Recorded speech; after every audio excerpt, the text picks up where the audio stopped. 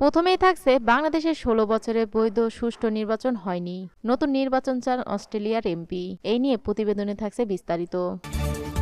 তারপর থাকছে জামায়াতকে ক্ষমতায় বসাতে চান দিল্লি, গোলাম মাওলা রনি।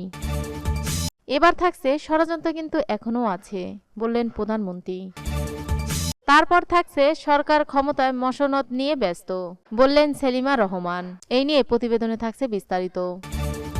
সর্বশেষ থাকছে মির্জা ফখরুল এবং আমির খসরুর জামিন শুনানি আজ। শুনলেন শিরোনাম, এবার বিস্তারিত। পুরো খবরটি দেখতে সাথেই থাকুন। বাংলাদেশে গত ১৬ বছরে কোনো বৈধ সুষ্ঠু নির্বাচন হয়নি। অস্ট্রেলিয়ার উচিত বাংলাদেশ সরকারকে নতুন নির্বাচন অনুষ্ঠানের আহ্বান জানানো। সম্প্রতি অস্ট্রেলিয়ার নিউ সাউথ ওয়েলস পার্লামেন্ট উদ্ভাবিত নোটিশ অফ মেশনে দেশটির গ্রিনস দলের এমপি এবিগেল সেলিনা বয়েট এমন মন্তব্য করেছেন। এবিগেল বয়েটের কার্যালয়ে পলিসি অ্যান্ড পার্লামেন্টারি অ্যাডভাইজার পেরিস কামু প্রেরিত ভিডিওতে এমপিকে বলতে শোনা যায়, এই সংসদ যেন আমলে নেয় যে বাংলাদেশে গত ১৬ বছরে কোনো বৈধ সুষ্ঠু নির্বাচন হয়নি, যার মধ্যে রয়েছে গত ৭ জানুয়ারি অনুষ্ঠিত সবচেয়ে সাম্প্রতিক নির্বাচন, যার মধ্যে দিয়ে শেখ হাসিনা টানা চতুর্থবার এবং সব মিলিয়ে পঞ্চমবারের মতো ক্ষমতায় রয়েছে। ২০২৩ সালে বাংলাদেশের বিরোধী দলের নেতৃবৃন্দ সহ গণতন্ত্রের অধিকারের জন্য হাজার হাজার গণতন্ত্রপন্থী কর্মীকে অন্যায়ভাবে গ্রেপ্তার করা হয়েছিল, কারাগারে পাঠানো হয়েছিল। ৭ জানুয়ারি নির্বাচনটি বাংলাদেশে ১২তম সাধারণ নির্বাচন। এতে উল্লেখযোগ্যভাবে ভোটার উপস্থিতি কম ছিল। বিরোধী এবং গণতন্ত্রপন্থী কর্মীদের ২ দিনের সাধারণ ধর্মঘট এবং বয়কটের মধ্যে এটি অনুষ্ঠিত হয়। অনেকের যুক্তিতে নির্বাচনটি ছিল সম্পূর্ণ একতরফা। প্রধান নির্বাচন কমিশনার কাজী হাবিবুল আওয়ালের মতে এই নির্বাচনের সামগ্রিকভাবে ভোটার উপস্থিতি ছিল ৪০%-এর কম। ২০১৮ সালের নির্বাচনে যেখানে ৮০%-এরও বেশি ভোটার উপস্থিতি ছিল। অস্ট্রেলিয়ার সরকার বাংলাদেশের জাতীয় নির্বাচন নিয়ে একটি বিবৃতি জারি করেছেন। এতে উল্লেখ করা হয়েছে যে ৭ জানুয়ারি নির্বাচন এমন এক পরিবেশে অনুষ্ঠিত হয়েছে যেখানে সকল মানুষ অর্থপূর্ণ এবং উল্লেখযোগ্যভাবে অংশগ্রহণ করতে পারেননি। বিবৃতিতে বাংলাদেশের গণতান্ত্রিক প্রতিষ্ঠানগুলোকে শক্তিশালী করার জন্য সরকারের প্রতি আহ্বান জানানো হয়।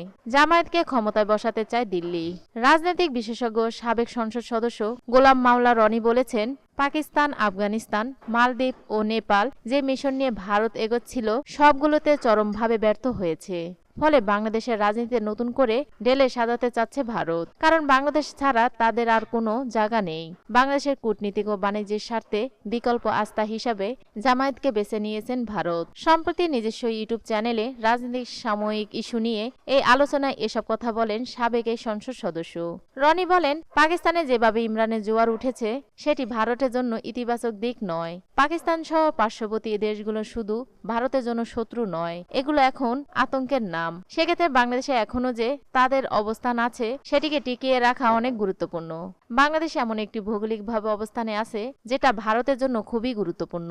তিনি বলেন, বাংলাদেশের রাজনীতির প্রেক্ষাপটে একবার একটি দল ক্ষমতায় আসে, পরের বার অন্য দল ক্ষমতায় আসে। এরই পরিপ্রেক্ষিতে ২০০৮ সালে আওয়ামী লীগ প্রথমে সিদ্ধান্ত নেয় যে বিএনপির সঙ্গে জামায়াত থাকায় তাদের ভোটগুলো সব সময় বিএনপিকে ক্ষমতায় নিয়ে আসে। এজন্য ২০০৯ সালে আওয়ামী লীগ টার্গেট নেয় জামায়াতকে বিএনপি থেকে দূরে রাখা অথবা বিএনপি জামায়াতের যে জোট সেটিকে ভাঙা। প্রথম তারা চেষ্টা করেছে কিন্তু ব্যর্থ হয়েছে। জামায়াতের নেতৃত্ব পরিবর্তন করে বিকল্প নেতৃত্বের হাতে তুলে দেওয়ার চেষ্টা করেছে, কিন্তু সেখানেও ব্যর্থ হয়েছে। জামায়াতকে ভাঙতে বিকল্প শক্তিগুলোকে ব্যবহার করেছেন আওয়ামী লীগ, সেখানেও ব্যর্থ হয়েছে।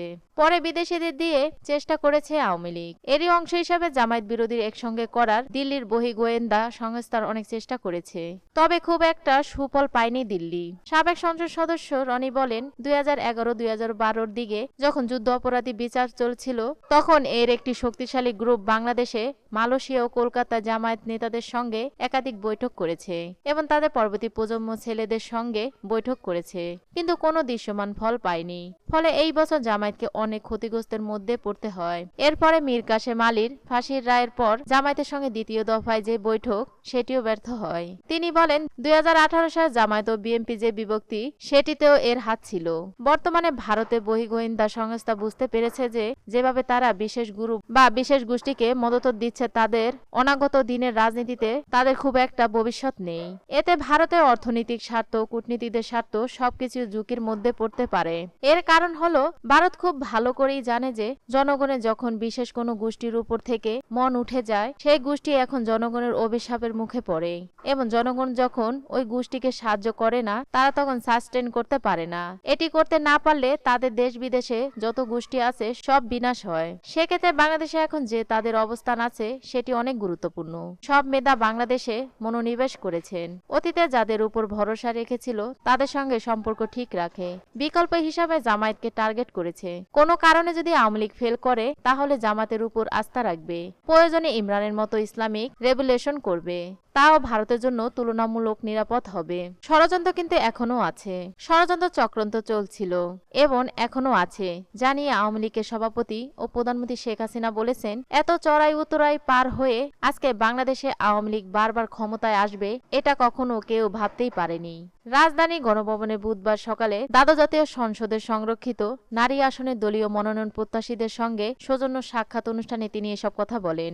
নিজের কণ্ঠ কাকীর্ণ পথ চলা সম্পর্কে প্রধানমন্ত্রী বলেন, আমার যাত্রাপথ এত সহজ ছিল না। নানা রকম ষড়যন্ত্র চক্রান্ত কিন্তু চলছিল, আর এখনো কিন্তু সেই ষড়যন্ত্র চক্রান্ত আছে। আওয়ামী লীগের সভাপতি আরো বলেন, একটা বৈরী পরিবেশ, কোনো জায়গা থেকে কোনো সহযোগিতা আমরা পাইনি। আমাদের একমাত্র শক্তি শুধু মানুষের সমর্থন। মানুষের ভালোবাসাই হচ্ছে আমাদের প্রেরণা, আর সেই মানুষের জন্যই কাজ করা। স্বদেশ প্রবর্তনের পরেই স্মৃতিচারণ করে তিনি বলেন, এই মানিক মিয়া অ্যাভিনিউতে বিশাল জনসভা, সেখানে দাঁড়িয়ে একথাই বলেছিলাম যে বাংলাদেশের জনগণই আমার পরিবার। এই বাংলাদেশের জনগণই আমার আপনজন। তাদের ভাগ্য পরিবর্তনের জন্য যেভাবে আমার বাবা তার জীবন উৎসর্গ করেছেন, যেভাবে আমার মা ভাইরা জীবন দিয়ে গেছে, প্রয়োজনে আমিও আমার বুকের রক্ত ঢেলে দেব এই মানুষের ভাগ্য পরিবর্তনের জন্য। এই পরেই যে আমার চলার পথে প্রতি পদে পদে বাধা। এখনো মনে পড়ে 21 আগস্ট গ্রেনেড হামলা, আইবি রহমান সহ আমাদের কতজন জীবন দিয়েছেন, তাদের উপর কত রকম অত্যাচার হয়েছে। আওয়ামী লীগের নেতাকর্মীরা আদর্শের নেতাকর্মী, অত্যাচারে নির্যাতন ভোগ করেই কিন্তু সংগ্রাম করে আমরা ক্ষমতায় ফিরে পেয়েছি বলেন তিনি। এত চড়াই উতরাই পার হয়ে আজকে বাংলাদেশে আওয়ামী লীগ বারবার ক্ষমতায় আসবে এটা কখনো কেউ ভাবতে পারেনি। 96 থেকে 2001, এরপর 2008 এর নির্বাচনে জয়ী হয়ে 2009 থেকে এই পর্যন্ত আওয়ামী লীগ সরকারে আছে। 2009 আমরা যখন সরকার গঠন করি তখন একটা বিধ্বস্ত অর্থনীতি, বিপদস্ত সমাজ, বিশৃঙ্খল অবস্থা, সেগুলো কাটিয়ে উঠে কিন্তু আমাদের উন্নয়নের পথে অগ্রযাত্রা। সরকার ক্ষমতায় মসনদ নিয়ে ব্যস্ত। বিএনপির স্থায়ী কমিটির সদস্য বেগম সেলিমা রহমান বলেছেন, দেশের মানুষ না খেয়ে আছে, অথচ সরকারের সেদিকে কর্ণপাত নেই। তারা ক্ষমতায় মসনদ নিয়ে ব্যস্ত। সেলিমা রহমান বলেন, জনগণের ভোটে নয়, গুম খুম করে ক্ষমতায় টিকে আছে সরকার। বিএনপির সিনিয়র নেতাদের কারাগারে রেখে 7 জানুয়ারি নির্বাচন করেছে ক্ষমতাসীনরা। এই নির্বাচন দেশের মানুষ মানে না। মানুষের গণতান্ত্রিক অধিকার ফিরিয়ে না আনা পর্যন্ত আন্দোলন চলবে হুঁশিয়ারি দিয়ে এই আন্দোলনে জনগণকে ঐক্যবদ্ধভাবে রাজপথে নামার আহ্বান জানান সেলিমা রহমান। নিউজটি সম্পূর্ণ দেখার জন্য ধন্যবাদ।